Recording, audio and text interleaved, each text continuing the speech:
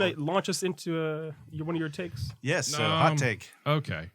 At least lukewarm. Well, Nathan might actually. I don't know if you took this class, but there was a class at UVA about Stanley Kubrick.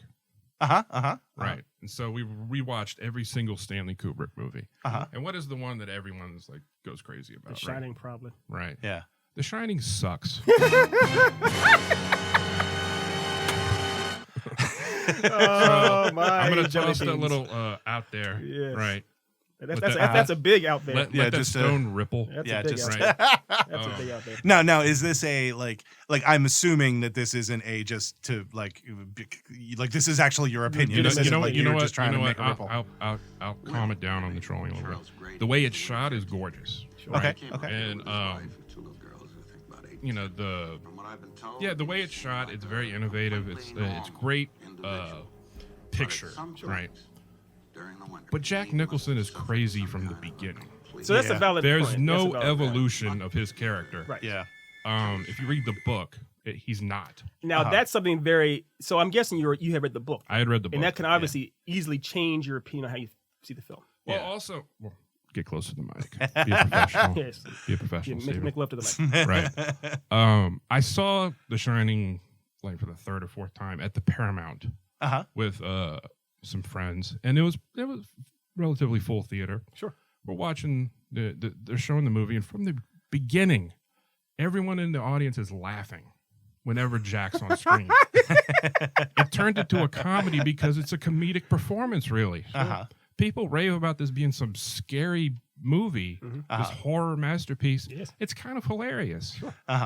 And I think it has to do a lot with his directing, Kubrick's directing. Well, he directed him over the top. To be literally insane, literally over 100 takes, torturing Shelley Duvall. Yes, He's sitting there in the beginning when he's first getting the job offer, like smiling like a lunatic, like, I'm gonna have some fun at this place. Not only that, he's smiling like a lunatic after the guy tells him how the last family that was there, how they were brutally murdered, and he's in still smiling. the car on the way there, just Danny's behind him asking him a question, and he's like, he looks I'm gonna put a knife in you. He does look homicidal. So I think that ruined it for me as a horror.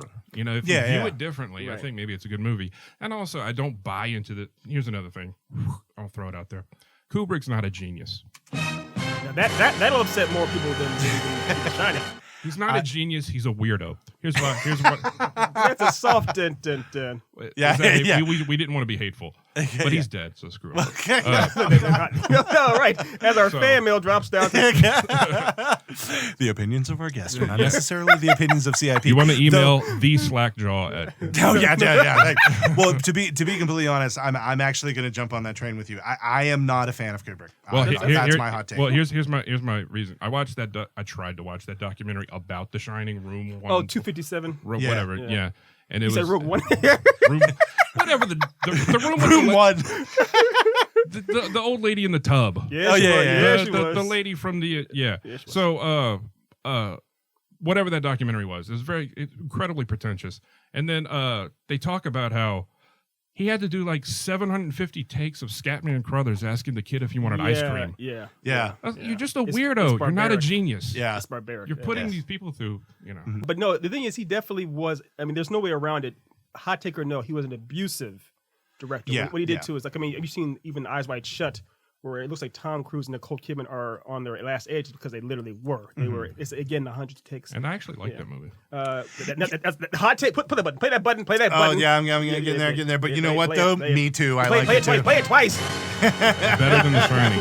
Play it 4 times. But the thing about it is that so going back to The Shining, the timing is incredible, Steve, because they just dropped the trailer. By the time this comes out, it'll be next week after. They just dropped the trailer for Dr. Sleep. Now, in the book series, is The Shining. Then he releases. Then Dr. Sleep came out afterwards. I have not read Dr. Sleep. However, I was going to read The Shining, and then I watched the sci-fi original version of Stephen King's version of The Shining. Was that Steven the one Weber. that was on ABC? That was on ABC first in the late 90s. No, I'm not sure. Wait, I know it was on. I know it had Steven Weber, and I think it was like 2000. I'm not sure what.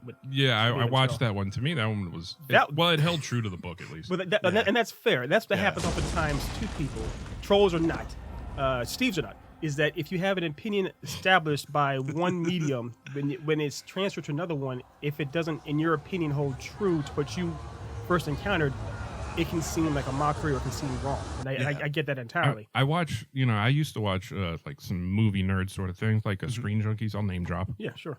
Screw them. I Honest don't watch Trailers. them anymore. Honest Trailers are pretty cool. Yeah. But, they would have movie fights. Yeah. The debate show. And they all kissed that movie's S. You go ahead and swear. I'll cut out anything. I'll cut out anything. Right. They all kissed that movie's ass, but there was no one voicing my voice. Sure. Bringing a little truth to power. So that's my first. Or actually my third or fourth. It was about 12. Hot take, unpopular opinion. Right. To just spark the cipher, if you will. And you said you more or less agree with him. Yeah, I with The Shining, I don't grammar is your friend. Yes. English is hard. I don't have as negative opinion of The Shining as you do, but it's not. It's a great comedy. But it's definitely not. It's definitely not. You don't hold it in some. When that green lady comes out of the tub, don't tell me you're dying laughing. Well, I wasn't laughing. Him, she's like a decrepit B. Arthur, right? Oh, too soon. Wait. Well, the thing is, like, I don't hold that movie in a high regard, but I do like Eyes Wide Shut. That one it's weird. So that one, weird, fair enough. It's the thing is, you're both married men. Yeah. So I think you can relate to it. Like, I hate my life. Where's the affair? Where's the affair? Yeah, where's the camera? I like the. I didn't. He's right. Well, I liked it before I got married. So in fact, I liked it before. Right. Yeah, actually, wink. I only watched it once, and that was before I got married. So for that class. Well, the funny thing, like, I will. Clockwork Orange is cool. I don't know. Actually, that's one I don't. I couldn't make it through that movie. I got to the part where he starts the rape of the wife, and I was just like, I was like, I'm out. I'm done. Like I said, another great comedy. He was a great comedic master. Your sense of humor disturbs me. I'm on the wrong side of the room. Well, no, I mean, he's singing, Singing in the Rain. Dancing in the Rain, whatever, Singing in the Rain. Yeah. Just a great little.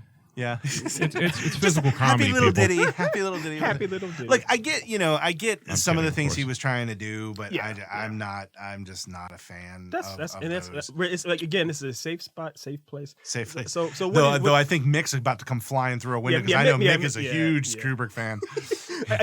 You can tell Mick's like, huh? Like, what happened? Oh yeah, there's a disturbance in the force. I guarantee you, he just, like, whatever he was doing, he was at his computer, and then all of a sudden he was just like, like a freaking meerkat. He was just like, what's happening? As he jumped through the